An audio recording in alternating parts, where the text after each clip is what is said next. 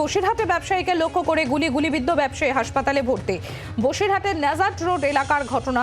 গুলিবিদ্ধ ব্যবসায়ীর নাম শাহজাহান শেখ। ব্যবসায়িক লেনদেনের জেরেই কি হামলা, তদন্তে নেমেছে পুলিশ। বিমল আমাদের প্রতিনিধি রয়েছেন আমাদের সঙ্গে। বিমল, কি জানা যাচ্ছে এখনো পর্যন্ত? দেখো, সম্প্রতি সাত সকালে বসিরহাটের পিফা এলাকায় নাজাট চৈতল রোডে গুলিবিদ্ধ ব্যবসায়ী।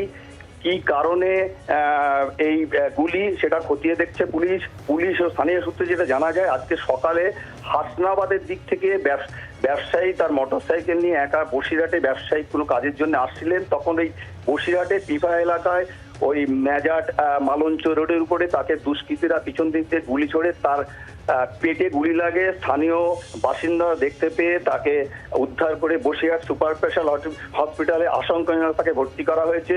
তদন্তে নেমেছে পুলিশ। কি কারণে, পুরনো শত্রুতার জেরে কিংবা ব্যবসায়িক কোনো লেনদেনের ক্ষেত্রে সব দিক দিয়ে খতিয়ে থেকে তদন্ত শুরু করেছে পুলিশ। কিন্তু ঘটনায় রীতিমতো চাঞ্চল্য সৃষ্টি হয়েছে বসিরহাটের পিফা এলাকায়। সম্প্রীতি, ধন্যবাদ বিমল।